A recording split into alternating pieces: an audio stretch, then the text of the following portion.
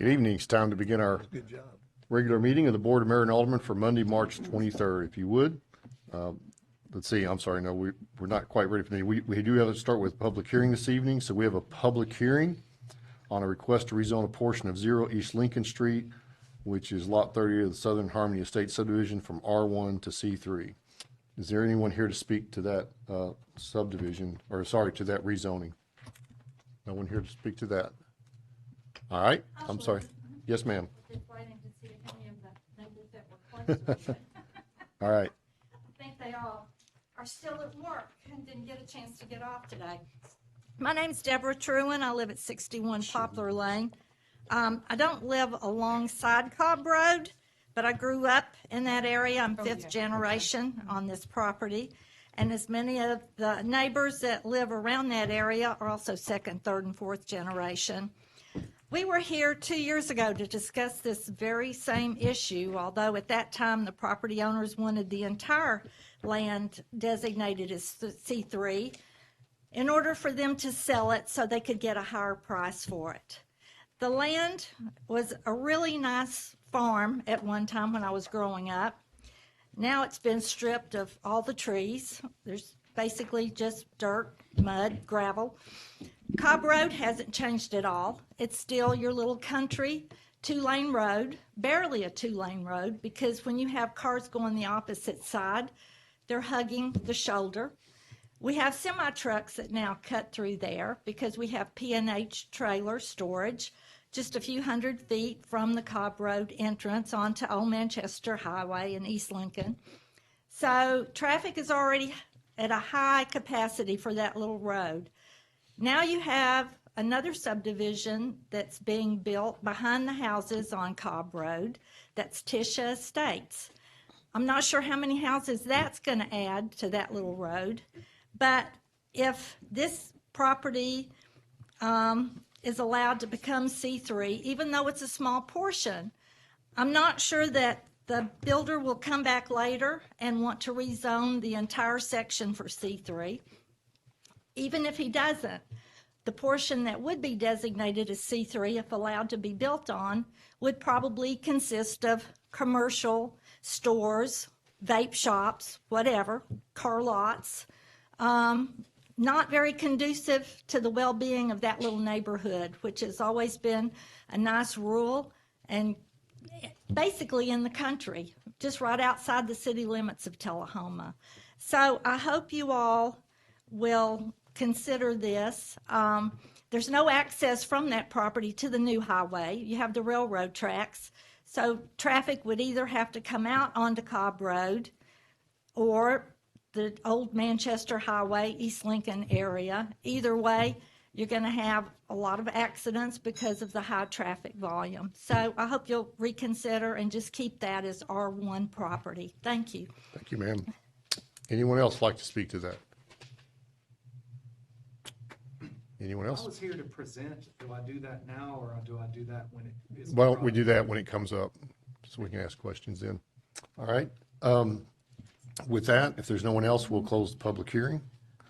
And that brings us to our regular meeting. So we call our regular meeting to order. And if you would, I'm sorry, did I miss something? Oh, I thought she said something. Reverend Nutter. Thank you, Mayor. I believe that we would do well to hear the words and remember them from James, the brother of our Lord. And under the inspiration of the Holy Spirit, he writes these words: "My dear brothers and sisters, take note of this. Everyone should be quick to listen, slow to speak, and slow to become angry." Let us pray. Oh, Lord God, we ask that you would put our brain in gear before our mouth is in motion, and that each of our words would be seasoned, as it were, with salt.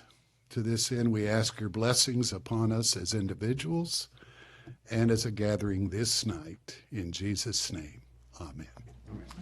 I pledge allegiance to the flag of the United States of America and to the republic for which it stands, one nation under God, indivisible, with liberty and justice for all. Thank you, Mayor. Thank you.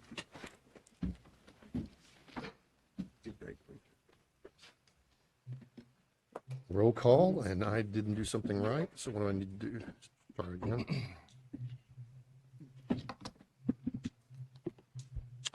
Roll call, we have everyone present but Alderman Toma this evening. We'll start out with some commendations here, or proclamations. Well, actually, they're not here, are they? So normally we have our presentation of our honorary aldermen. They're not here yet this evening, so we'll wait, and if they show up, we'll make that presentation. So now it's time for comments for citizens. So if anyone wants to speak, you're invited to speak up for 3 minutes about any matter within the purview of the board. And I think our first person we have that signed up on the sign-up list, Skip, is it Skip Farr?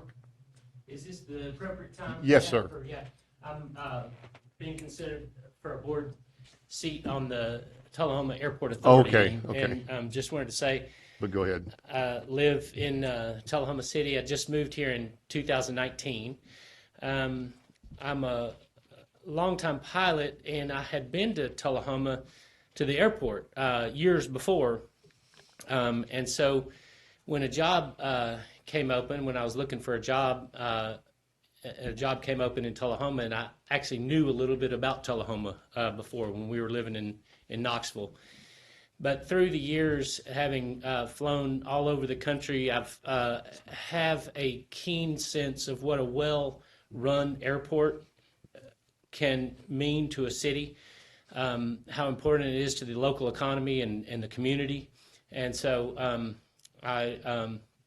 being a pilot, I have a vested interest in having a well-run airport. And so I'm willing to serve on the board and ask for your consideration. Thank you, sir. Yeah, thanks. We may ask you a question when we get back to that item later. The second item is Deborah. I can't quite make out the last name. Is there a Deborah? Was that you that already spoke, ma'am? Okay, I'm sorry. Couldn't read your last name there. If I could add, my property's also across from that land. Okay. So that's fine. Thank you, ma'am. Is there anyone else that wanted to speak during public comment? Yes, sir. Come up if you would and tell us who you are. Yes, my name's Brad Holt. I live in 101 Garland Crest Court South here in Tullahoma, seeking a reappointment to a airport authority board position. Yes, sir. Been in aerospace pretty much my whole career since 1994, and I really have enjoyed the time that I spent fulfilling the unexpired term recently, the last 2 years roughly. So excited to be reappointed. Thank you, sir. Yeah. All right. Anyone else for public comments? All right, with that, we'll close public comments, and that'll bring us to approval of the agenda. Do a motion to approve the agenda. A motion from Alderman Mathis, second from Alderman Glick. No, not, it would be during the beer board. Okay, That's gotcha. what you're wanting to know. Okay, gotcha. But aside from that issue, is there anything else anybody wants to change on the agenda? Could I make a motion to have the appointment of the 2 airport authority boards brought to the top of new business? Yeah, you can do that if you'd like. Yeah. No, I just know some of them have places to be after this, so I wanted to make sure they could get in and out. All right. Do you want to vote on that or just? If there's no objection, we'll just move it. Without objection. Okay, so we'll just do that one first. All right. Find that one on here. Move it up there. All right. Got that? Okay. All right. If there's no other discussion, let's vote on the agenda. That says something else. Sorry.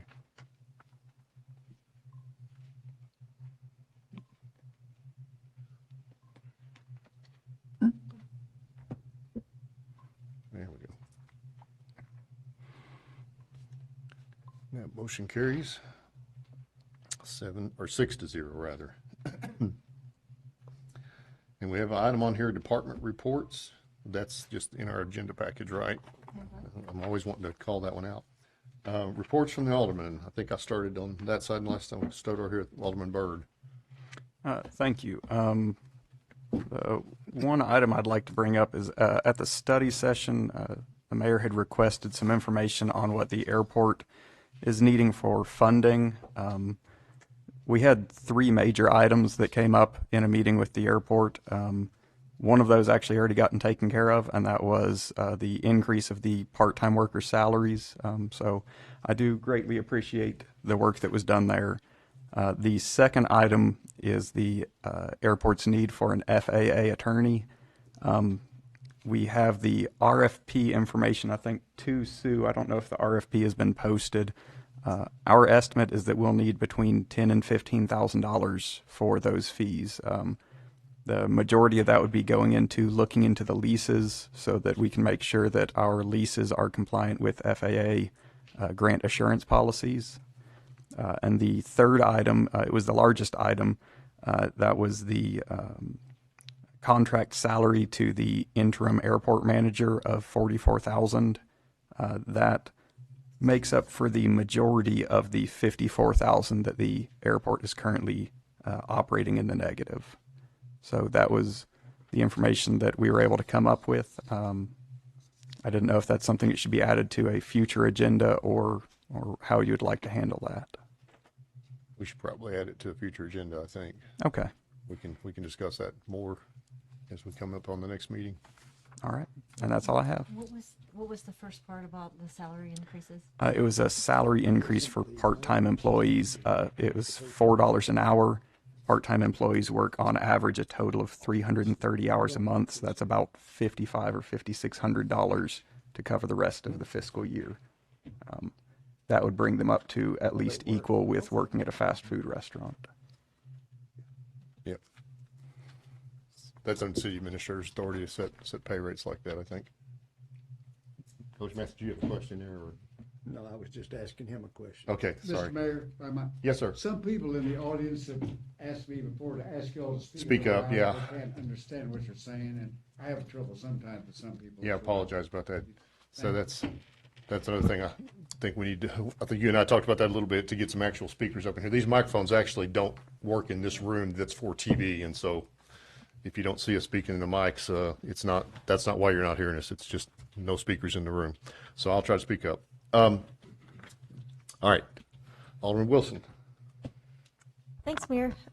Last week I attended an event that Trinity Baptist Church in Manchester held, where they invited the midterm candidates, the upcoming midterm candidates, to come and speak.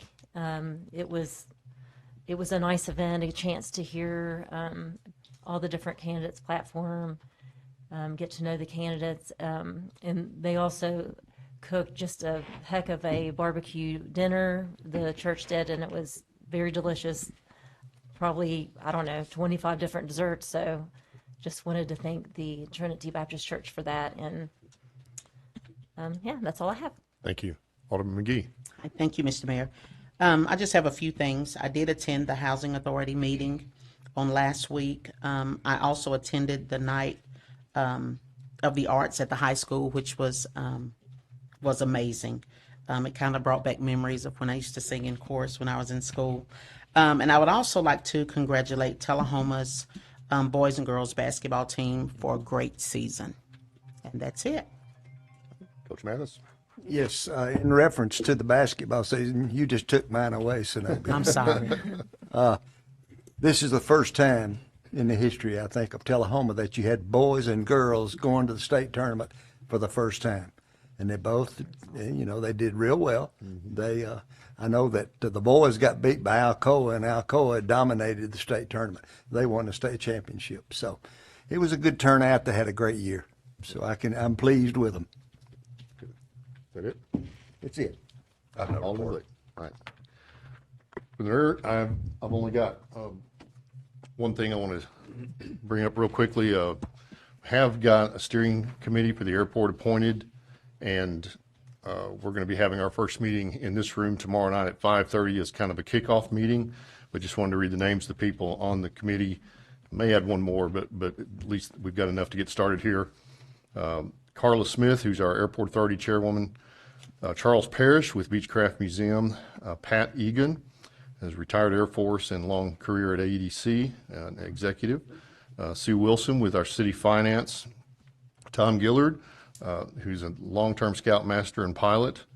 Joshua Abramson, who has a background in airport management here in town that works for an engineering firm, Kelly North, our TAEDC director, and myself. And so that's where we're going to start tomorrow night. I do want to mention, for anybody that's concerned about the airport that wants to participate in that, the goal with that committee is to hear from everyone.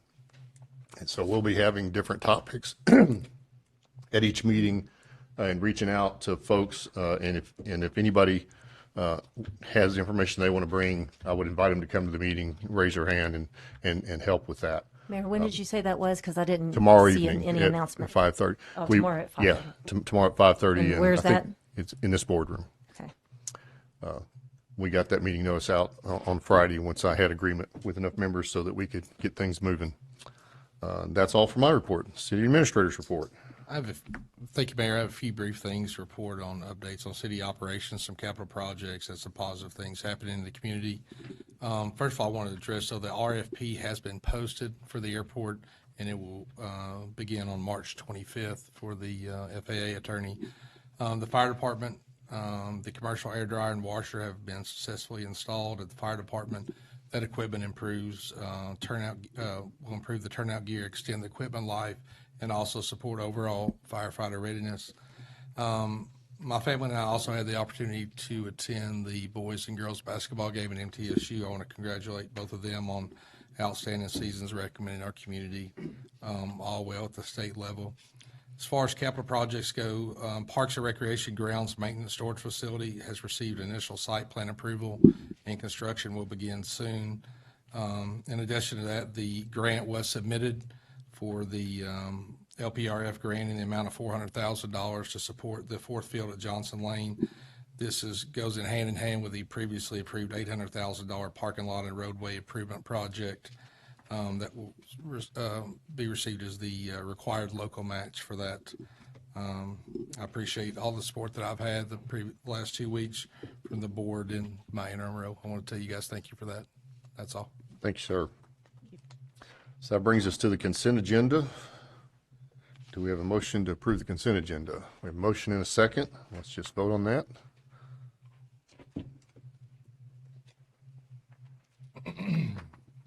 That motion carries 6-0. Unfinished business, ordinance number 1675, an ordinance to adopt the 2045 comprehensive plan for passage on the second and final reading. Oh, that's right. We moved it. I'm sorry, the other one. We're going to do the airport item, appointment item first. So item number 26-29, a request from Alderman Byrd to reappoint Mr. George Farr and Mr. Brad Holt to serve a 5-year term on the Tullahoma Airport Authority Board, each term ending February 27th, 2031. I actually didn't second that. I was seconding. No, the other no, thing, you were seconding the other thing. I understand. So we have a motion from Alderman Byrd, second Alderman Gee. Mr. Glick. This is the item that I asked to have removed from last 2 weeks ago's agenda. And the reason I did it was because it was reappointing the airport board members that were on the airport board when all the mishaps and all the other things occurred. And the reason that I wanted to remove it was to give them a chance to, or I didn't want to judge too soon. I wanted to give the chance to find out more about it. You were appointing the steering committee. I think they're going to delve more into it. And also in our ordinance, it said that these members could serve until they're replaced. So it wasn't necessary for us to have a vote to replace them at this time. For whatever reason, Alderman Byrd wanted to press the issue and bring it back on this agenda. So it's going to force to have a vote on it now. So I will have to vote no on it, and it's no reflection on the members, but I'll vote no because there's too many questions going on. There was testimony from the airport chairman that she had no help from the other board members in taking care of the problems that were occurring, and her and General Miller had to work on it all themselves, and General Miller wasn't even on the board. So, with those things, I don't think it would be the right thing to do to vote to reappoint them for terms right now. So I will have to vote no on this item. Any other comments? I do, thank you. I agree wholeheartedly with what Alderman Glick has said, and we did have this discussion in our last board meeting when this was put on the first time. In addition to that, I would also like to point out that when we're reconsidering board appointments, the citizens participation form that is in our packet for the two candidates in question are dated. I guess that's probably the original one that they filled out. And in my opinion, anyone that wants to seek reelection, or if they want anybody that's considered for a board, needs to have an updated citizen participation form, as there could be one reason for doing those is to make sure that there's not any conflicts of interest and things of that nature. And I think that there needs to be an updated one at the very least when we're seeking, when we are being asked to consider applicants for any board. So I'll also be voting no on this. Mr. Byrd? Yes, I did bring this back on the agenda. It wasn't voted no on the last agenda. It was just removed from the last agenda, so it is allowed to come back. But yes, I wanted to see the item brought here so that we could have a vote. I'm not super comfortable with them just kind of floating in this unappointed but still allowed to serve. So I'd like to see them be reappointed. Right now, Dr. Farr is our secretary of the airport authority. Mr. Holt, what he brings to the table is a career in looking through procedural policies and doing procedural audits. So I think that's another important skill to be bringing to the table. Like you said, we have had some mistakes, and I think having people like that on our board is a good thing. We have also had one airport authority member resign and a second airport authority member who chose not to be reappointed. So it's something that we need to ensure that we still have enough members on the board that we can hold a quorum whenever we have meetings. And I think that if we were to get to the point of being down several members, it would be a little bit too risky that we might start having meetings that don't have a full quorum. Thank you very Any much. other comments? I do. I have a Yes, comment. ma'am. I'm the treasurer, not the secretary. Sorry, yes, that is correct, treasurer. Signing checks. Thank you, sir. Go ahead. Although I think these two reappointments are very important and need to happen sooner than later, because I work with Dr. Farr, I feel like it would be a conflict of interest, so I'm going to abstain. Okay. I don't think that's a conflict as long as, you work for him, so. I don't work for him. okay. We work together. We Can know our each attorneys other. weigh in on that, whether or not she needs to abstain? I mean, if you don't work for him, it's really a personal question as to whether or not you could be unbiased in your vote. If you don't work for him, you can vote on that. If you Okay, you can okay. I just wanted not to, be biased. I just wanted to make sure that that wouldn't be a conflict of interest. Yeah, I appreciate that. And it's a thing. Do you have any comment, Coach? Everybody? So I guess one of the things, comments I have the same concern Matthew does about the board being able to function. And the other thing, I think it's very likely, well, I shouldn't speak for the committee that hadn't met yet, but I think one of the things that we intend to do is look at the structure of the board as the committee and make some recommendations. And so we may end up where we're restructuring the board in some form or fashion going forward anyway. And so in the meantime, until we've had a chance to really discuss those things through, I'd say we reappoint these men to keep the board functioning until we can get an opportunity to restructure in a way that we think will bring better accountability. I'm sorry. I'm sorry, go Oh, ahead. I had a couple more comments. Yeah, go ahead. But Sir Nobby can go Yeah. first. Okay, just one quick thing. So with Mr. Farr being the treasurer, if he's not, if we don't reappoint, does that mean they don't have anyone to like They'll sign have to point, checks? they'll or- have to point somebody else to do it, and they're I getting got you. short on I members. just wanted to be clear on that. Yeah. like I said, it's no judgment on me upon these two men. I just know that I think that it is acting way too fast. Before you just said yourself that we would be looking into how the board functions. So I don't, we would be appointing these people for 5-year terms, I don't think it's the right time. That is why last time I said let's remove it on the agenda and just let them serve until we could do it later. And another point I'd like to make that I think that any time, and not just for the airport board, but any board, if somebody's brought back to reappoint, I think we ought to see the other people that have applied to be on that board. Because if we're reappointing them, we're not appointing the other people that have put in applications to serve on that board. So I think it would be fair to see those applications. And lastly, I would just say with all the trouble at the airport and all the things that are going wrong, and I won't go into the big list that we've all heard, is that it boils down to it is the airport board's responsibility. And you could delegate the authority to do things to an airport manager, but you can't abdicate your responsibility. So I think it is the responsibility of the board, and therefore that's why I don't think it's the right time to reappoint. Thank you. Ms. Wilson. Thanks, Mayor. I agree, and also, we had this discussion in our last BOMA meeting, and it was determined that the members can consider, by their bylaws, can continue serving on the board, and I agree that we need to kind of get a grasp over what's going on within the TAA before we do reappointments, because they are, what is the term? Is it 4 years or 5? 5-year term. 5 years. So it's a 5-year terms, and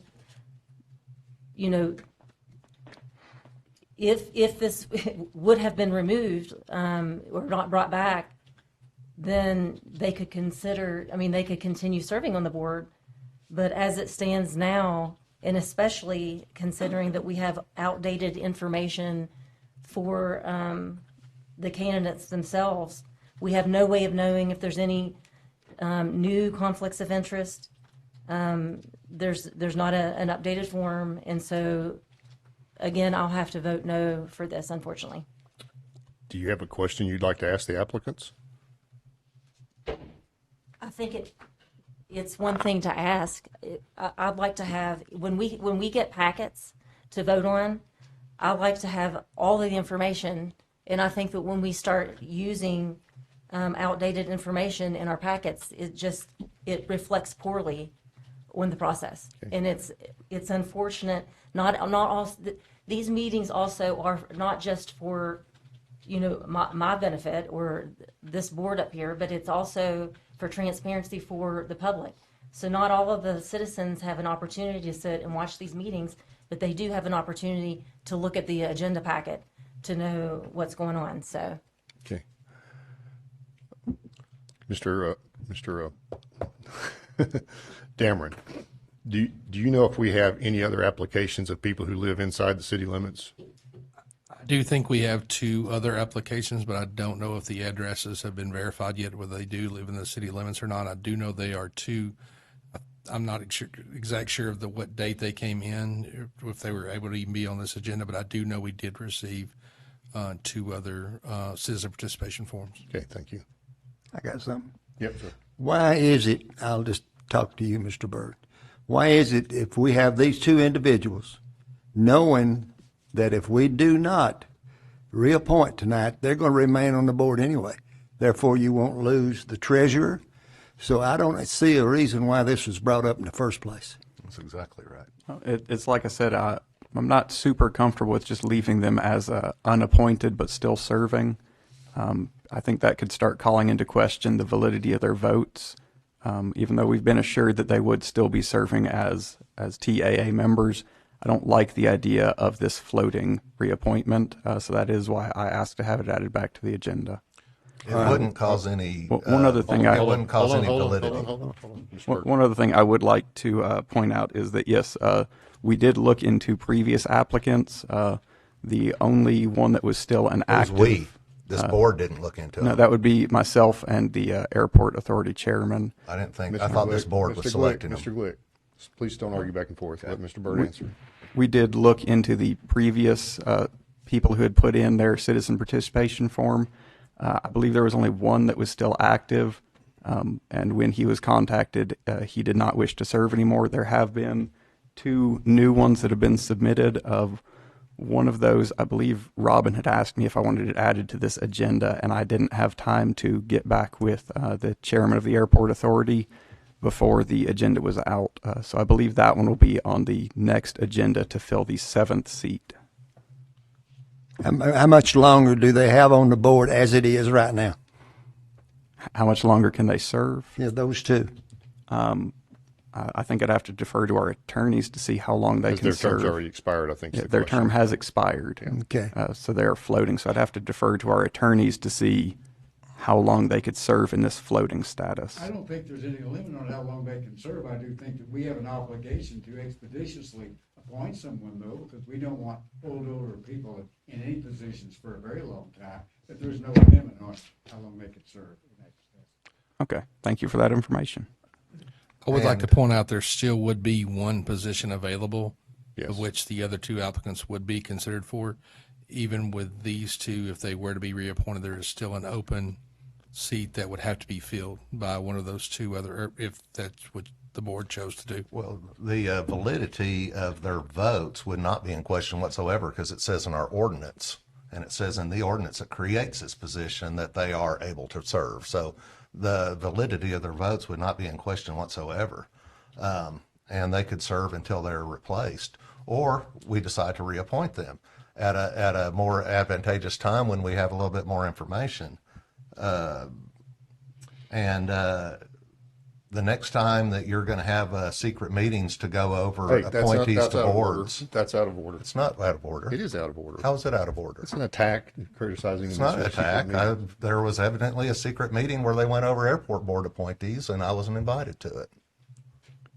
It wasn't with another BOMA member. It was with a member of a separate board that I'm a non-voting member of. Let me remind you that you are serving this board, not It's the not airport your board. role to chastise other members for how I'm they not choose to serve. chastising him. I'm reminding him of his responsibility. Well, I think he understands his responsibility. I'd appreciate it if we would stop this sort of conversation. Sure. Let's debate the item that's in front of us. So as I hear it, we've got 2 issues, 2 possibilities here. We either take a vote tonight or we withdraw the motion. Mr. Byrd, what's your preference? I believe that I will withdraw the motion and they can remain serving as unappointed members. Thank you. With that, unless somebody else wants to make the motion to vote, we'll move on to the next agenda item. Ordinance number 1682, an ordinance to amend the zoning map of the city of Tullahoma, Tennessee, as set forth in the Tullahoma Municipal Code to rezone a portion of the parcel located at 0 East Lincoln Street, Coffee County, from low-density residential R1 to neighborhood commercial C2 for passage on the first of 2 readings. Oh, I'm sorry. What's the vote for? I'm sorry. Yeah, so do we have a motion and a second on this one? We're on item number 4 under new business, ordinance number Well, 1682. we did skip items, Just skip the the unfinished comprehensive plan. business. Oh, I'm sorry. Ordinance 1675. Yeah, so we said we were going to put that at new business. That's where I thought we were. Ordinance number 1675, an ordinance to adopt the 2045 comprehensive plan for passage on the second and final reading. We have a motion. We have a motion and a second. So I will comment that at the last planning commission meeting, this board sent a recommendation to require the paved driveways and the garages, and that motion was, that recommendation was rejected unanimously by the planning commission. So we're back where we were before, so. Got some cough drops. Excuse me, no, I just need some water, I think. Mr. Litt. Yes, I did see, I was kind of surprised when I saw that this was going to be, because I didn't realize it was, went to the Planning Commission. But then after I saw this, I did go back and look at the Planning Commission agenda, and it wasn't on the agenda of the Planning Commission. So I did watch the Planning Commission meeting and saw where they did vote on it, and I'll accept the vote of the unanimous vote. And I'm prepared to vote yes on the plan as not amended, I guess you could say. Yeah. But however, I am concerned a little bit with the process because I figured that I'd planned on going to the Planning Commission meeting to speak if this was going to be on the agenda, but I looked on the agenda, it wasn't going to be on there. I thought for some reason they didn't have time to put it on, so I didn't go to the meeting. And I've talked to several other CPDC members who did the same, and they didn't realize it was on there. So, and then after watching the meeting, I noticed that an attorney representing a contractor came up and said that they came to spoke negatively about the additions of the driveways and the garages, and said that they just found out an hour before the meeting that it was going to be on the agenda. So what I'm wanting to know is why wasn't it on the agenda? Why was it added late? And then if some people were called and notified about the addition of this item an hour before the meeting, how come I wasn't called, or any other CPD members called that worked on this plan for almost 4 years? So, we might have had something to say about it at the Planning Commission. Not that it would have done any good, but it's the proper way to do things. It's way this was done just is not good government at all, and the people of Tullahoma deserve better. Lastly, I would like this looked into by city staff to find out who added this item to the agenda, who was responsible for publishing it in the first place, and who was the one calling people and telling them that it was on the agenda without calling everybody else in Tullahoma. Did anybody here get a call and say it was going to be on the agenda, or anybody out there watching TV tonight? Did anybody get a call and say it was going to be on the agenda to have a chance? I didn't know anything one way. I didn't know anything one way or the other. I just assumed it would be, but I didn't actually look. I There was assumed a it would be motion too, made, but wasn't then it, I to thought maybe put on it the would. agenda? I can't remember. Meeting. Did I make a motion to put it on the agenda? I may have, because we had the Because we had to the discuss referral it. from the Right. we had the referral from the city. Right, but there was plenty of time to add it to the agenda properly, with the proximity of our meeting being over a week before the Planning Commission meeting. So I just, it should be on the published agenda, and it's not. So, like I said, I just want that process looked into and find out what went on, because I think it's wrong. It's not good government. But I am prepared to vote yes on the comprehensive plan tonight. Any other comments on the comprehensive plan? I do. Yes, ma'am. Thanks, Mayor. So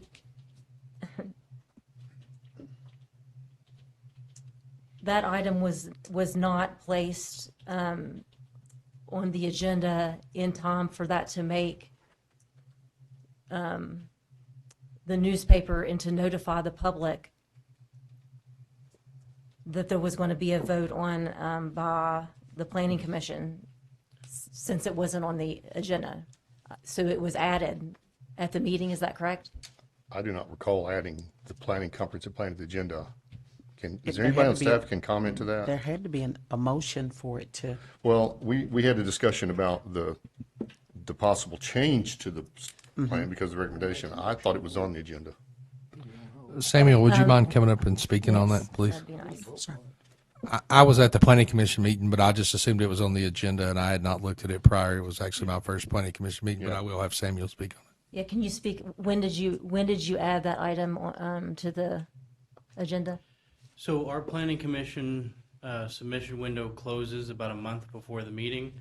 That's when items are reviewed, the review process is started for subdivision plats and site plans. I got the request at the Board of Mayor and Aldermen meeting about a week before, or exactly 1 week before the planning commission meeting. with that being said, the agenda is already created. Items are put on it, it's assembled. I have to do that ahead of time. So with the request, though, I did ask the Planning Commission at that night if they would like to add it to the agenda for their discussion and vote. I myself am not able to add items to the agenda, but I am able to bring them before the chairman of the Planning Commission, and it is the chairman's discretion whether or not they would like to add them to the agenda or not. So I just mentioned to the chairman that that item had been discussed and voted on, and then offered it to them if they would like to add it to the agenda to discuss or not. How did, I'm sorry, how did people know an hour ahead of time, an hour before the meeting, that this would be on the agenda? That I'm not sure. I certainly don't call anyone individually. We're not able to do that. The only methods I have of notifying the public are through the newspaper, through posts on our website, or through real estate style signs, or through certified mail. I do send out mailers for our rezonings to all properties within 100 feet. With this item being a consideration from the Planning Commission on this item, I reviewed our policies for notice on that one. Our requirements are to hold a public hearing for it at its first reading, which was held. I did send the item back for comment. If that comment was accepted and changed, the item before you would not be on old business. I would have to resend out notice, put a notice in the newspaper, a notice in the flyer, because it had changed between the first reading and second reading. It would have to be re-notified. It would go back before you for a first reading again. However, since the item was not modified between its first reading and second reading, I discussed it with other city staff, and we felt it would be best to put it back on the agenda under old business or unfinished business, because it had not been modified between its first reading and now. When do you publish the agenda to the internet? The agenda is published on our website. I try to get it up on Tuesdays. The latest I will try to publish it is Wednesdays. Sometimes, depending on my workload, if I'm just not able to, the latest I'll publish it is Thursday, which is our state requirement. We have to have it up 48 hours before the meeting. Technically, the state allows you to count the weekend as that 48 hours. I prefer to have it up 48 business hours so that people get a chance to review it and comment on it before the meeting. Well, if our Board of Mayor and Aldermen meeting was on a Monday night and the Planning Commission meeting was on the following Monday night, wasn't there ample time to add the changes to the 2045 plan onto the Planning Commission agenda before you published it? I would have had time. I'm just one-man department. But I don't think anybody requested him to, is what I'm hearing. Well, I thought think we the board did at the when we last. voted on We it. did. I think we did. At the didn't- last meeting, it was supposed to go back to the planning commission. The which should have meant that recommendations. it should have been added to the agenda. Okay. And if I can add. Yes, ma'am. And I may have been the one who messed up, but I did contact the contractor and say, you might want to come to this meeting, because I thought it was going to be on the agenda based upon how we voted Monday night at our last meeting. Yeah, I think And then when I had a got here, it conversation wasn't, too, and the day then- or two before as well. So, So Well, if I could yeah, I just finish. So when that I was saw. me. Oh, sorry. yes, ma'am, Ms. Wilson. Yeah. Yeah, and I think not allowing, the comprehensive plan is pretty important. And I think that not allowing the public ample opportunity to know what was happening is poor optics.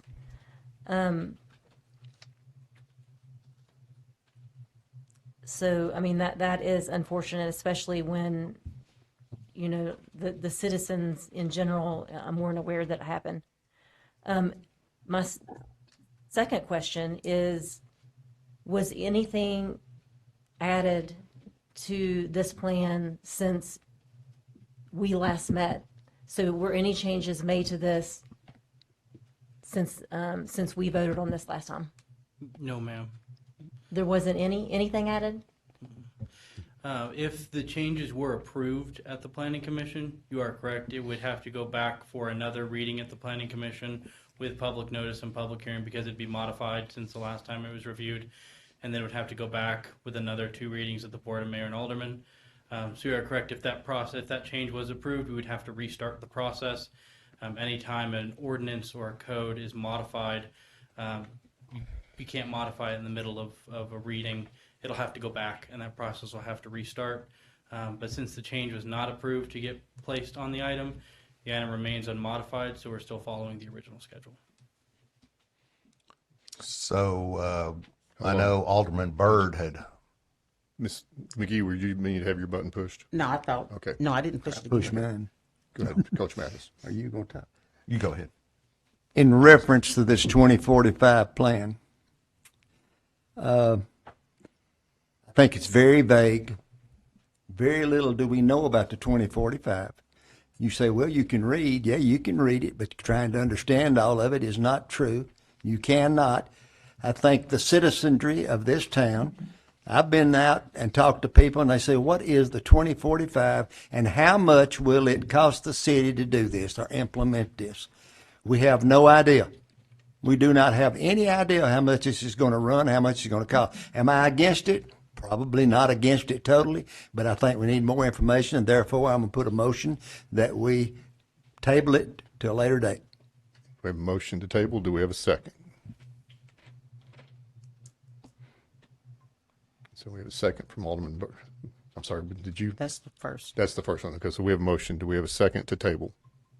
This is to Yeah. No motion? All right, then that fails. Coach, sorry for lack of second. Any other comments on this? I will just address something Coach said there about, costs. Obviously, as the city moves into the future, we'll have things that cost money, but the comprehensive plan in and of itself doesn't bind us to specific costs. And we have the authority to change those things as we move forward as well, if we find that we think we're going to be faced with some costs that we're not willing to bear. So. I had one more. Yes, sir. Ms. Wilson was asking if any changes were made, and if I recall, there was a change that Alderman Byrd had sent in a change by email that this board didn't vote on, but he's able to do so. Was that change made? The change has not yet been reflected in the document. The request was to consider and discuss with the tree board about the inclusion of that document and that item. Then it was voted on by the Board of Mayor and Aldermen, but that change came through prior to our first reading. We had discussed that in the process of handling it from the Planning Commission to Board of Mayor and Aldermen. So once that first reading came through, once the item has its first reading, we cannot modify it at all from when it's handed from Planning Commission to Board of Mayor and Aldermen. So is that change in? Was that change made before it went to the Planning Commission on first reading? That's why I just wanted to see if he got what he wanted. So the first meeting we had, I believe you brought a motion to postpone so that we could give requests to Samuel. It was that after that meeting, I sent an email to Samuel. Mm-hmm. Planning Commission had a meeting, approved. I can't remember how it was worded. Did they approve adding the heat map for the tree planting? We did. Yes, they approved adding the heat map, but I did indicate that it'd be at the discretion of the tree board and those who prepared it so that it's accurately represented. And the tree board hasn't had that discussion yet that I know of. And then it was after that is when we had our first vote on the. So we basically voted to include it by reference. So it's okay to vote on the completed plan, even though we don't know what the completed plan is going to be now, or that's what. Is it okay to vote? I would think that it would, if it's not in here, then I don't know how things can be added later. Yeah. I agree with that. I just don't know procedurally if that's correct or not. Would it be added by a future amendment to the ordinance? So the heat map graphic was provided that we would like to add. In regards to the discussion, would be choosing what the appropriate description text for the map would be, whether we'd use the one that's included or a different name for the map, but it's chosen simply because I myself did not have any input in the creation of the map, so I didn't feel it'd be appropriate for myself to choose a title for the map or choose the appropriate description. But the image of the map that was presented with the comment at the time of review is what will be included. That map's not going to be modified or changed in any way. I think that leaves it up to us. So, yes. So it is or is not in what we're voting on tonight. That's what, So the planning And our- commission voted to include that map. And I thought the only question was somebody handing the document over to us to include, but we did vote to include it. It's just simply a map for informational purposes. It doesn't lay out any guidance on what the city does. I'm not against it. I just want to make sure that we're doing things right. Okay. And I agree. So that's what I'm saying. Like when this plan was before us, the first time that we voted yes on it, the only thing that we all had a discussion on sending it back to the planning commission with things that we wanted, and we all voted on whether or not what things that we were going to, because some things were brought to discussion that didn't make it through to the planning commission. So the only thing I was aware of was Alderman Glick's request that did get voted on by this board, so it went back to the planning commission to vote on that item. So I'm not aware even of what map that we're talking about, and I don't know how that something could be changed that we voted on the first time and it comes back to us the second time, and you said that there's nothing added, correct? So if we're voting on this tonight, it's to vote on this. So maybe I can ask our city attorneys, if something's not included in this plan that we're voting on right now, we can't stuff something in later, is that correct? That's right. You're only approving what's in front of you. You can't approve what you don't know about. So if something has been changed or added to it, that would need to be told to you. This would be the appropriate time for you to be told. I think what Mr. Lupi is saying is that previously the map was voted on the first time that you voted on it, because that request to include that map was made prior to BOMA's first vote on it. I think, step in if I'm misstating that, but that's my understanding, is that he's saying that request to include it was made before you all voted on it the first time. And so when you voted on it the first time, you voted to approve it with that map. And so he's saying nothing has been changed since that time. But you're right. If something were to be changed, I mean, you're only able to approve what's placed in front of you. Right. So if it's not brought before you, then it can't be said that BOMA has approved that. And I'm not necessarily against anything, but I want to see anything, it would have to come back to this board to be voted in at a later time. If it's not in here right now, this is what I'm voting on. That's right. At this time. So it would need to it would have to come back before this board before we put something else in here. Because I've done a lot of due diligence in reading this plan, and I would need to see that before it's put in here. Might I make I'm pretty sure, I'm not positive, and maybe Alderman Byrd remembers, I'm not positive, but I'm pretty sure that we voted on it the first time, and then the mayor made the suggestion that all of us send our comments or suggestions for addition to the planning commission before the second vote. And that's when Alderman Byrd sent the heat map or the tree stuff in. The vote by the planning commission was before our first vote. I'm quite certain of that. Right. 'Cause it was But then 2 we months voted ago. on it before Alderman Byrd asked to include No. the tree board stuff. No, because the planning commission voted on it the previous meeting, which would have been before our previous vote, I'm pretty sure. I think the first time this came to the board was when there was a motion to postpone. Yeah. And the direction we were given was to email everything to Samuel.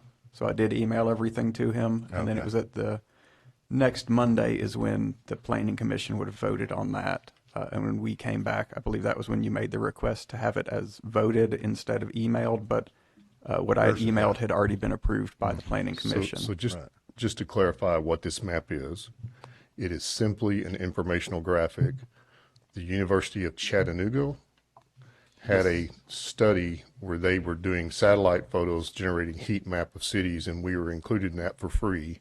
And it's simply a heat map of the city showing which areas are hot and which areas are not as hot because of the tree cover. And the tree board wanted it included for informational purposes only. Yes. So there's no part of the plan as far as policy in the plan that is tied to this figure. It was the University of Tennessee Chattanooga's Center for Applied Geospatial Data Science It's a project that was funded by the Tennessee Department of Forestry, and what it did was it would split Tullahoma into census blocks, and then identified where tree planting would be more beneficial by taking into account the poverty level, the age, whether it's elderly or young, and the I believe there was also something about whether or not the households owned cars. People who tend to walk more would do better with more tree cover to provide shade. So that was kind of where they got I didn't even remember that from. detail, but Yeah, I don't. it's informational. Is all that detail in this plan? The heat map details and information. If the board would prefer, an option that we can consider is if we approve the map of the plan on the second reading, that approves the plan. However, we do have a pending approved modification to include the tree map. I can speak with the tree board and the city arborist to make sure that that tree map is represented accurately. I can then bring that completed tree map as it will appear in the comprehensive plan to the planning commission for their review and comment. And I can then bring that before this board for a first and second reading of just the finished tree map of how they would like it represented, so that you'll get a chance to review that prior to its inclusion in the 2045 plan. Okay. It sounds like it's a whole lot more than just a heat map. It sounds like there's economic and It was the information that they used to create the heat map. That was all the University of Tennessee. It's the data that they took from census data in order to create that. It was actually a very interesting presentation. If I can remember to, I can send you the slideshow that we were emailed. Like I said, it's very informative, and it's to help the areas of Tullahoma that would benefit more from tree cover. I'm not, like I said before, I'm not opposed to it, but I think maybe it should be added on amendment later since it's not included. All that information isn't included. I'd be fully supportive of that, creating an amendment after the tree board and planning commission can have more discussions. All right, I think that'd be good. I agree to that. So are we ready to vote? Can I interject just real Yes, sir. quick? The city forester's here, who actually runs the tree board meeting. I'd ask Lyle to come up and just speak just briefly on Okay. that. He's very familiar with that. If you guys, okay. Thanks. Just to give you a quick background on what that was, for about the last 5 years, I've been trying to find a vendor who had the ability to do a satellite pass over basically our city footprint. Looking for exactly what the mayor said. We're looking for hot spots, and this really was just intended to be a guide for me to be able to do tree plantings around town. Wanted to have a little bit of data behind, where we were going and digging holes and putting things in the ground to make sure that it matched up. So, as was stated, they used a lot of current census tract data to put together this map. They also did the physical temperature readings on the ground and identified the heat islands and so on. So really, whether it was in the plan or not, it wasn't necessarily my intention. I appreciate that it was considered for it, but even if it isn't, really the whole premise behind it was just to be a guide for me to be able to put trees in places where they're the most beneficial. So even if it's not included or it becomes an amendment later, for me personally, as the city forester, I don't think that matters a whole lot to me, because for me, I at least can see on a map now where this part of town is 2 or 3 or 4 degrees hotter than this part of town on average, and could benefit from some more tree cover. So, I'm happy to provide any of the data that they gave us. It wasn't anything that they went out and actually took data for. The data already existed in the Census Bureau information, and they just used that along with their satellite mapping to create this map. So whether it's part of the plan or not, doesn't matter to me. It's just a guide to help me put trees in the right place. Thank you, sir. So, thank you. Thank you. All right, if there's no other discussion, let's vote.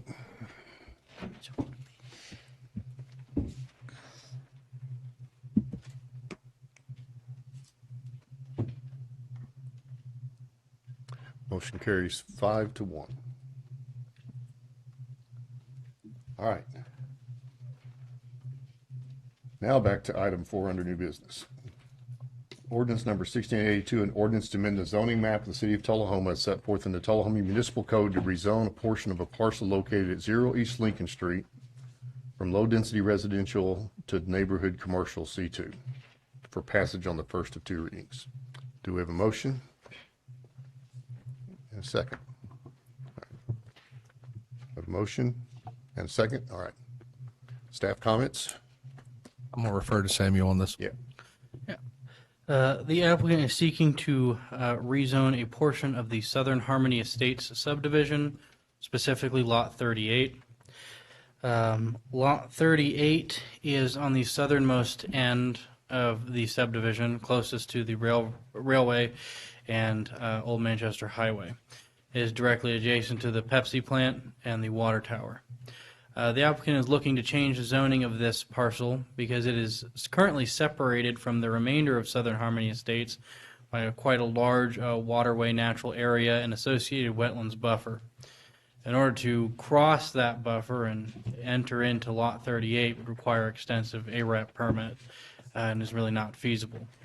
So the applicant is looking to rezone that to neighborhood commercial C3. At the time of discussing that with the applicant, they told me that their intent was to utilize it for more housing. I believe apartments were discussed at the time. And I would like to defer to Mr. Northcutt, who's representing the applicant. Thank you. My name is Nicholas Northcutt with Northcutt Surveying, and I'm representing my client, or the property owner on this. As Samuel had stated, this is one lot out of a subdivision that was preliminarily approved, and this was the one lot that actually accesses off of Cobb Road. The rest of the property came off of the Old Manchester Highway.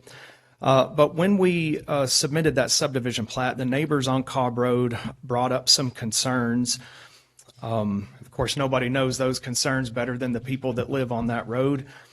The fortunate thing about rezoning this property is that it will not contribute negatively to any of the concerns that were brought up by the neighbors. The main issues that we can cover tonight, which I hope will address these citizens' concerns, are traffic, drainage, visibility, and fit for the neighborhood. From the traffic standpoint, this property is located on the southerly portion of this property, directly across from the Pepsi plant, where this portion of Cobb Road is already wide enough to accommodate the truck traffic that's coming in and out of the Pepsi plant. Also, from a traffic standpoint, it's more likely that any traffic that is generated coming in and out of this lot would be utilizing the new Manchester Highway, which is immediately adjacent right across the railroad tracks. From a drainage standpoint, as he noted, Samuel noted, this property is bounded by a large waterway drain that crosses through the property, goes under Cobb Road, and actually kind of crosses a small corner of the Pepsi plant before going into the drainage of the highway.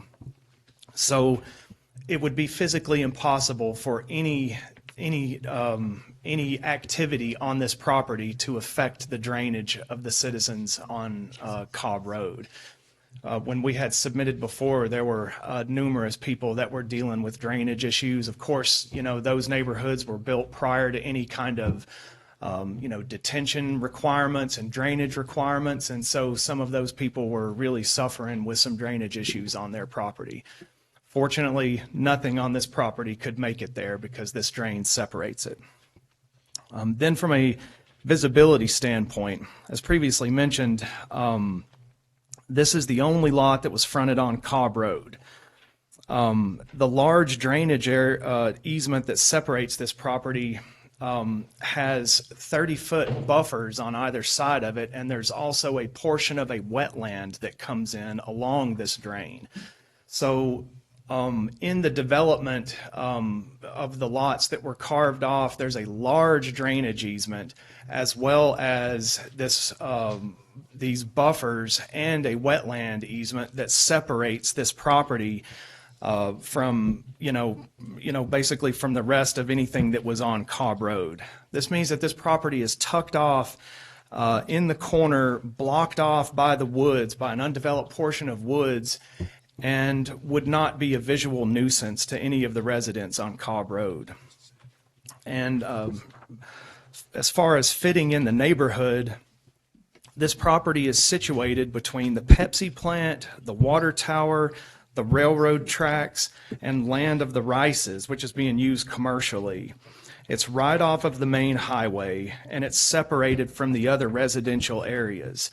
There's also commercial zoning right across the street or right across the highway. In closing, we feel that if any property fits the criteria for rezoning to C3, this is it. Again, it does not contribute negatively to any of the concerns the neighbors brought up. We can't see any reason that this property could not and should not be rezoned as requested. We ask that you please take these items into consideration and vote in favor of the rezoning of this property. Thank you for your time and consideration in this matter. I have a quick question. I was about to say, does anyone have any questions? Go ahead, Ms. Wilson.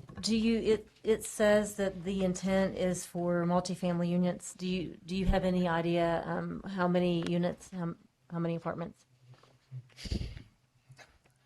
I don't have those numbers on me, no ma'am. What I can tell you is what is physically possible to put on the property is nowhere near the amount that you could if you just took the acreage, because this property encompasses the wetland area and it also encompasses the drain and those buffers. So I think if you, I hate to quote numbers, but it would be based on the square footage. And again, because you can look at this and say, oh, well, there's, however many acres, you divide that by the square footage, this is how many units you can get in there. When we did the initial study,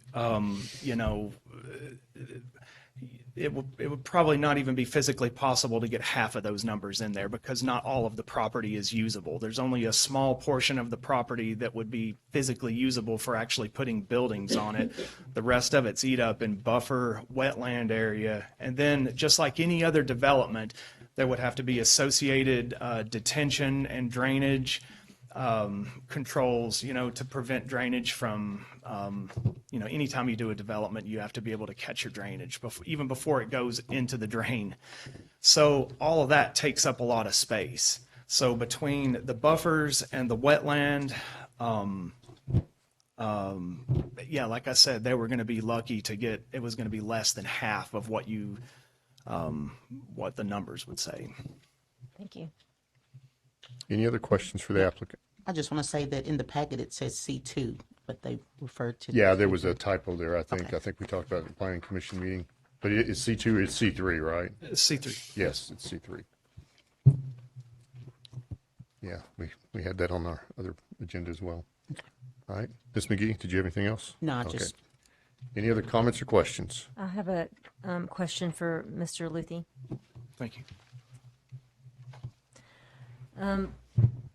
So can you explain for everyone why since it's right now it's R1, which is low density residential, so why C3 rather than R2? So the difference between our R1 and our R2 zoning primarily is that R1 lots are 12,000 square foot if they have sewer availability. R2 is 10,000 square foot if they have sewer availability. And R2 also permits duplexes on 20,000 square foot lots if they have sewer availability. It does not permit for any multifamily or attached housing developments. It just permits for single family or duplexes. So, but if it were rezoned R2, then you could still put duplexes on it. Yes, you could put duplexes on the property if it was zoned R2. However, the doubling of the lot size requirement for a duplex makes it difficult from a development standpoint. Aside from a single R2 lot to be utilized, if you're doing multiple R2 lots, it tends to be more viable to leave those as 10,000 square foot single family homes, which can provide a better return than doing 20,000 square foot duplexes on a multi-unit development. We do have quite a few single R2 lots that you have duplexes built on them when it's viable. But as a developing subdivision, it makes not much financial sense to put those duplexes on it. Any other questions? I just wanted to make sure that, that it got changed to C3. I know we're all saying C3, but all the written documentation and even on our voting pad here says we're rezoning it to C2, and I just want to make sure that. Because it's there on the ordinance itself. It says C2. It says, no, I think on the Oh, not ordinance on the- itself, it says, In here, it says C2, but now on it this. says C3 on the paper, staff report. It says C3, C3 on the recommendation for the Board of Mayor and Aldermen. page 103. And the ordinance says C2, so that's got to be fixed. Yeah. So do we need to do that before we vote on it? Yes. Can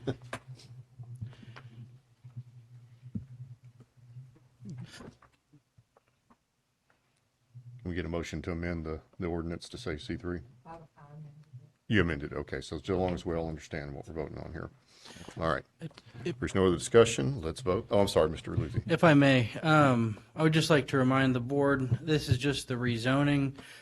Since if this is going to be a multifamily development, that will require a commercial building permit. So this will have to go through our planning commission. They will get to review it.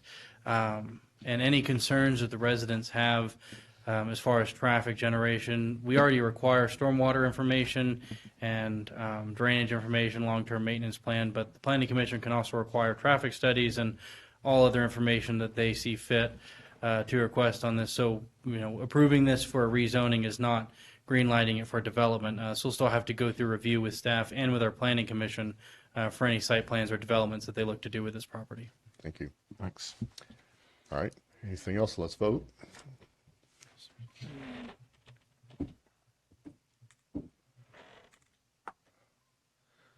Motion carries 4-2. That brings us to item 5 under new business, resolution number 2040, a resolution by the Board of Mayor and Aldermen to approve a UDAG loan application.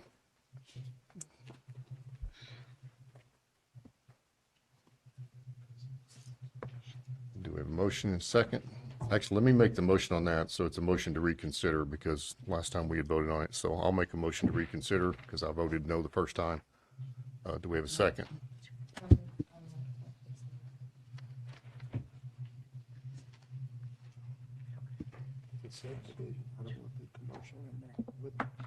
All right, so we have a motion and a second. Resolution by the Board of Mayor and Aldermen to approve a UDAG loan application. Would staff report on that? Kelly from TADC is not able to hear, so I'm going to give a little bit of briefing on this tonight. The reserve at Catewood has requested a $250,000 UDAG loan to assist with the ongoing construction costs of completing 3 apartment building complexes currently in process on Cedar Lane. The proposed UDAG loan for the resources at Catewood represent a strategic investment and responsible use of economic development resources to address one of the most immediate constraints on Tullahoma's growth, the availability of attainable workforce housing. The purpose of the UDAG revolving loan fund is to catalyze private investment in projects that generate measurable public benefit and a long-term economic return to the city of Tullahoma. This application aligns directly with that intent by addressing a financial gap while producing clear, quantifiable outcomes for the community. The Small Business Loan Committee has reviewed the project, and the project financials indicate a clear financing gap under current market conditions. Without participation from the UDAG fund, the project would likely be delayed, reduced in scope, or unable to advance in subsequent phases on the same timeline.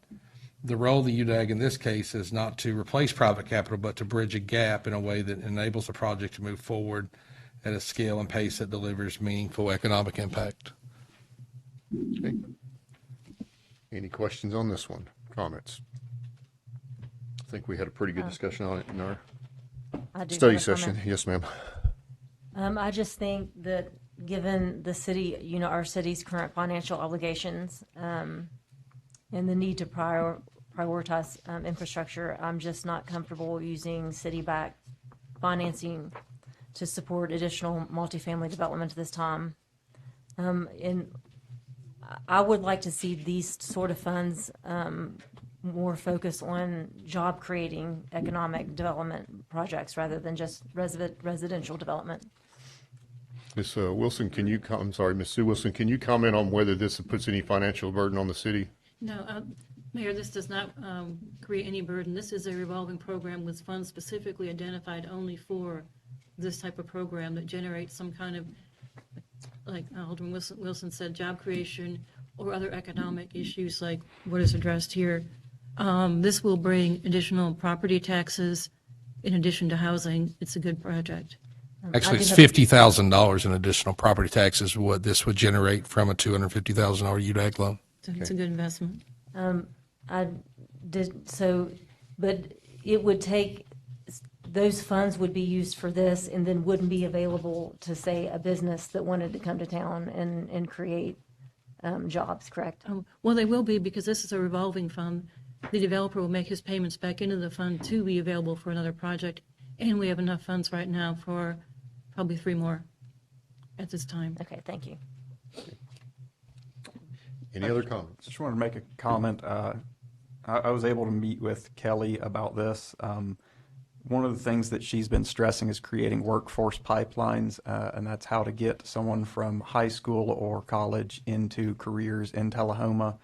So one of the things that the reserves is targeting is to make housing attainable for households earning approximately 80 to 120% of the area's median income. This is going to be housing for the people who are fresh out of college, fresh out of trade school, who are moving to Tullahoma to work. So that is something that I would love to see in our area. Thank you. Anything else? If not, let's vote.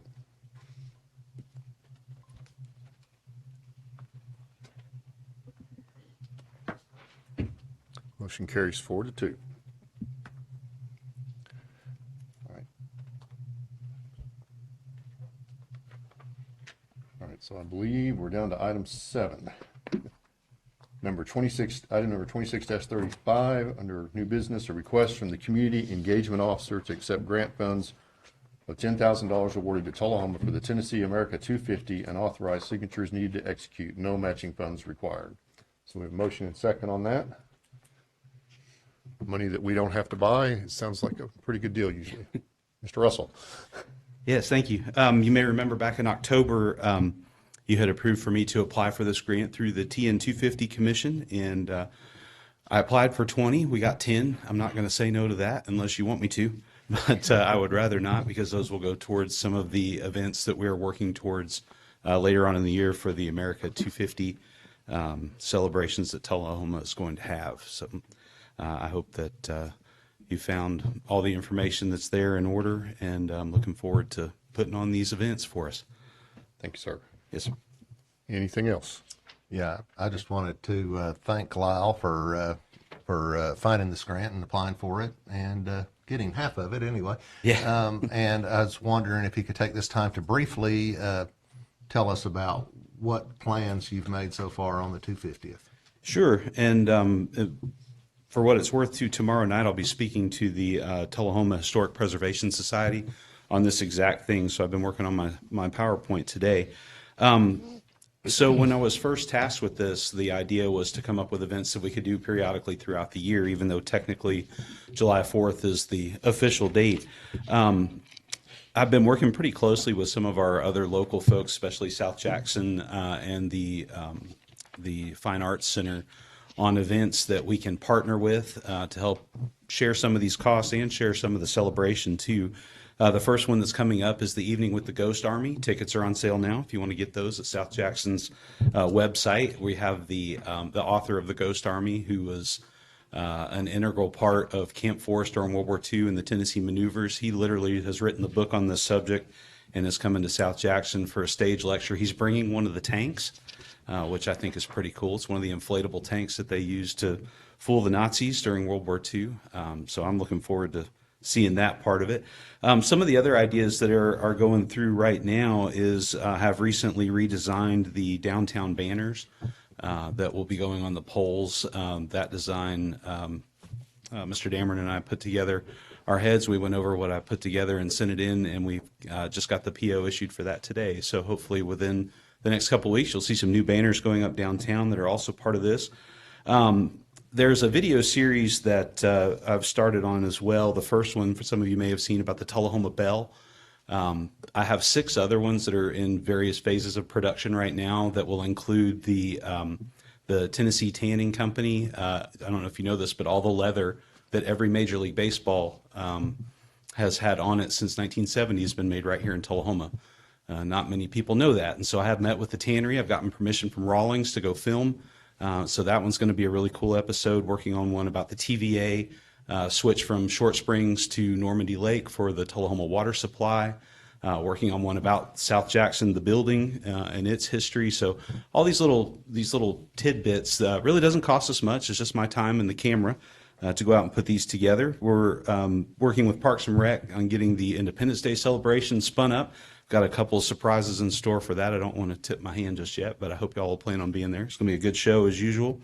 Two of the other things that I'm working on for this will take a little bit of funding, and so I'm going to need these to go in my budget for next year when budget time rolls around for y'all to look at. The first one is a small series of art prints that are Tullahoma specific that are made just for the America 250 celebration. We're looking at doing an artist commission for 5 or 6 iconic places in and around Tullahoma. We would have the prints that would be available, be a limited run, and then we'd hang the originals here in City Hall. And those would be available for you to purchase at pretty much any place in town that wants to sell those. We'd work some arrangements out there. And then the last one, I don't have all of the details on it yet, but I've been in discussion with getting some quotes from the Tennessee Philharmonic Orchestra. There's a program I've wanted to do since I've been at Parks and Rec that this may be my one and only chance to do it, and it's called Orchestra in the Outfield. We will basically take Grider Stadium and turn it into an orchestra pit, and the Tennessee Philharmonic will come, and we're working on a side-by-side potentially performance with the high school band, and maybe even a drone show to go along with it. So it just takes a little money. So I hope y'all will remember that when the budget season comes around and consider those for approval. There's some other little things that I'm planning in between there, but that's a probably 20,000 foot view, if that answers your question. Yeah, that's all I wanted. Thank you. Yes, sir. Thank you all. All right, let's vote. Unless anybody else has any pressing comments on that.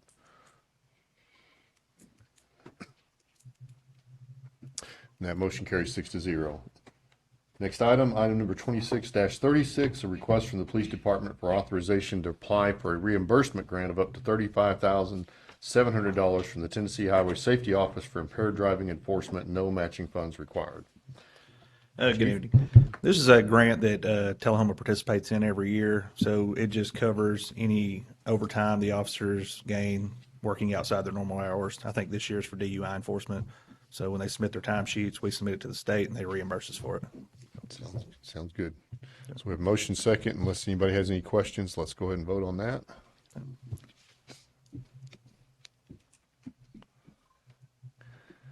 Six yes. Item number 26-37.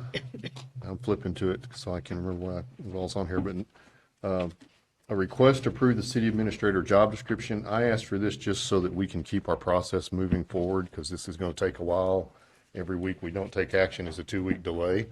So we have here, and I'm going to ask Lori here, this was the previous one we had. So this is the city administrator job description that we had before. And I think just reading through it, it seems like it covers everything in the world. Did anyone get a look at this and have any particular changes they wanted to make?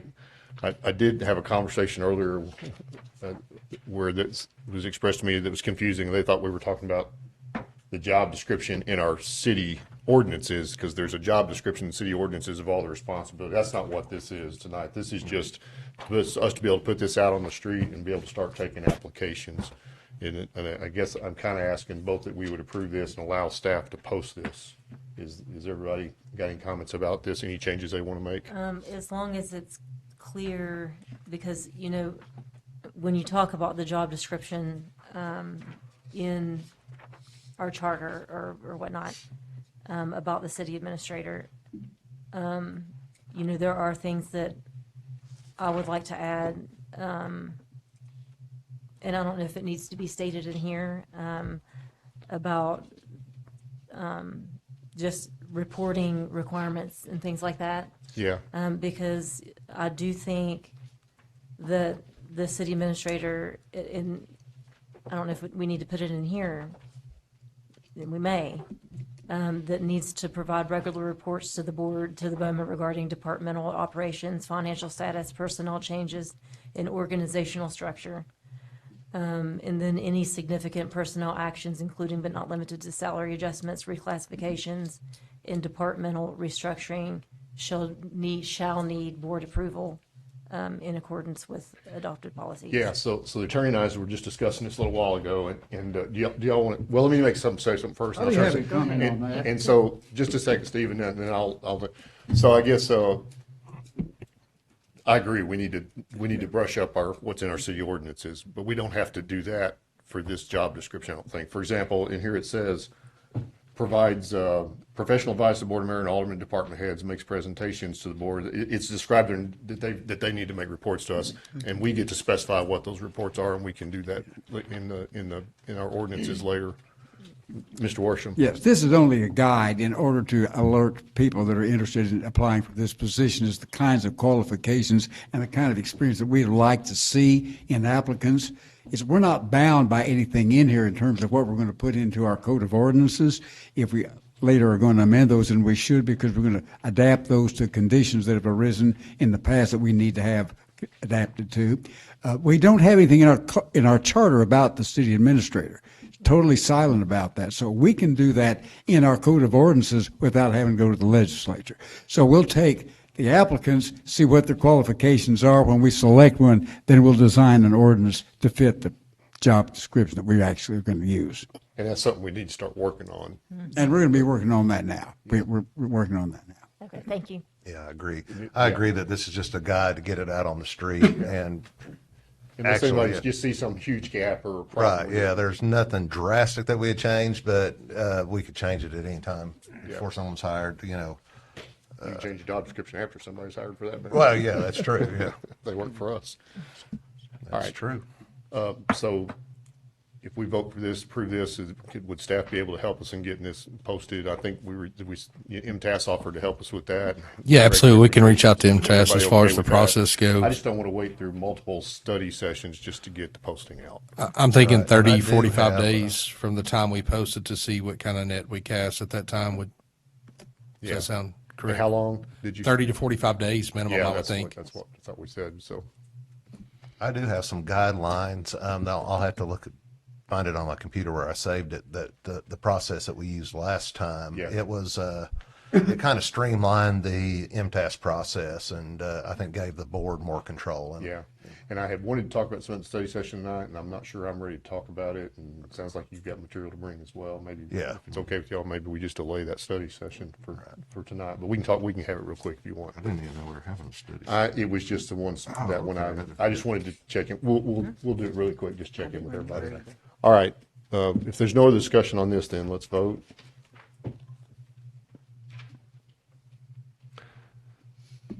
And that's 6 yes. Thank you for that. All right. I think that brings us to the end of our regular board meeting, so we'll adjourn the regular board meeting. I didn't miss anything, did I? I'm checking because I keep missing. And we'll move into the beer board. And do we have any public comments for the beer board? Anybody have any public comments? All right, seeing none, we'll move on. Oh, you have one thing? Okay. So for there's no consent agenda, but we do need to approve the agenda here tonight, and item number 5 is being removed. And do we have a motion to change the agenda, I believe? Yes, I want to add to the beer board, make a motion to add the liquor license for Neon Alley Arcade. It's not ready to go to the board. It's not ready. It's not ready to go? No. Okay, sorry, I apologize. I thought we were. May I? Yes, ma'am, come ahead. Explain the goal with that? Yeah. Okay. Hello, board. Hello, Mr. Seaborn. I'm Megan Glenn. I'm the owner of Good Game Arcade on the square in Winchester. We're also about to open Neon Alley Arcade here in Tullahoma. The reason that, even though the recorder would say it's got hang-ups, your guys' next meeting for this isn't until mid-April. And we are waiting on our approval from Mr. Kimbrough and them on a couple things for our kitchen hood in order for them to approve our beer permit. And so what we're just looking for is a conditional approval from the Board of Mayor and Aldermen, so that way, once they approve their portion, which is what it's waiting on, that we can be issued our beer permit without waiting till mid-April, because our plan was to open the first week of April. So that way we don't miss out on those couple of weeks, just sitting and waiting for this board to meet again. Understand. So how would we handle a conditional approval? Have we done, haven't done it since I've been here, but Previously, It's ever been done. the only time they'll consider doing a conditional approval is if everything is done up to a certain point, and Nick would let them know, like maybe pending a fire inspection.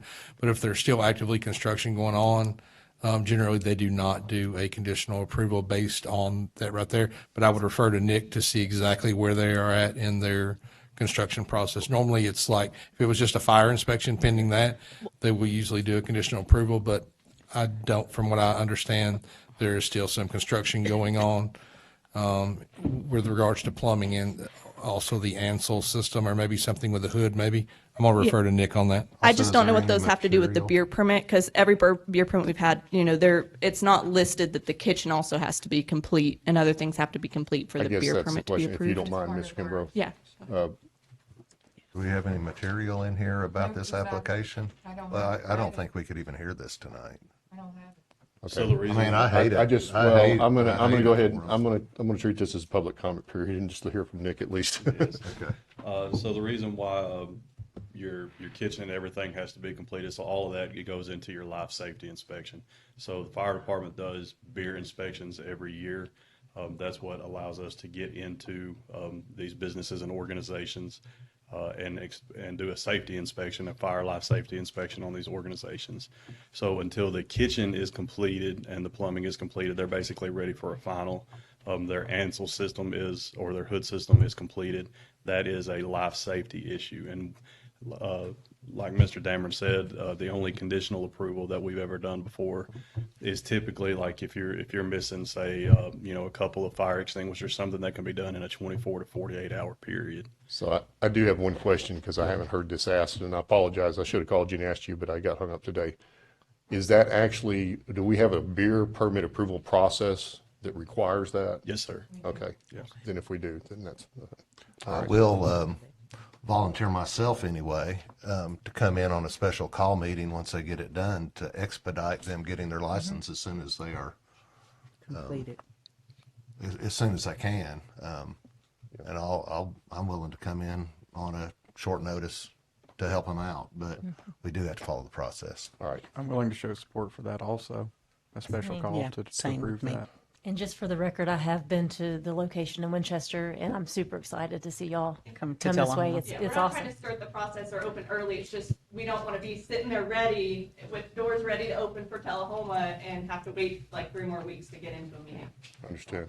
How much notice would we need for this special call? Couple days. Couple days, Enough yes. to get it advertised. We can do it in 2 days if we have to. Okay. So what Sorry. we're saying is that as long, we would just need 2 days notice to get it into the paper, and as long as we're able to have a quorum, we could have a special call meeting. That is all. We appreciate that so much. Thank All you. right, thank you. So with that, let's vote to approve the agenda as it is then? We're just, Or do we don't do, we don't need to approve. we don't need to approve the agenda? Okay, so all right, new business. So the first one. Yeah, item number 26, BB-BB03, request to approve beer application for, is it Kaki? Khaki. And this is an on-premises permit. Yes, I understand. Yeah, I like their stuff, but I didn't know how to pronounce their name. For Kaki Japanese Grill at 1802 North Jackson Street, Cherokee Square. The owner, Fiska Charisma, did I say it anywhere close to right? Yes, sir. And manager, Thuy Charisma, will be in charge of beer sales. Do we have any questions for the applicants? Everybody knows where they're going in, I think. They're right next to Dunham's. I'm looking forward to that. All right, if not, let's vote. 6-0. Thank you, ma'am. Sorry you had to wait so long. Item number 26-BB04, request to approve beer application, on-premises permit for Vision Hospitality Management, Town Place Suites, 111 Hoover Lane. The manager in charge of beer sales will be Christina Shannon. Is the applicant here? Yes, okay. Anybody have any questions for the applicant? right, not, let's vote.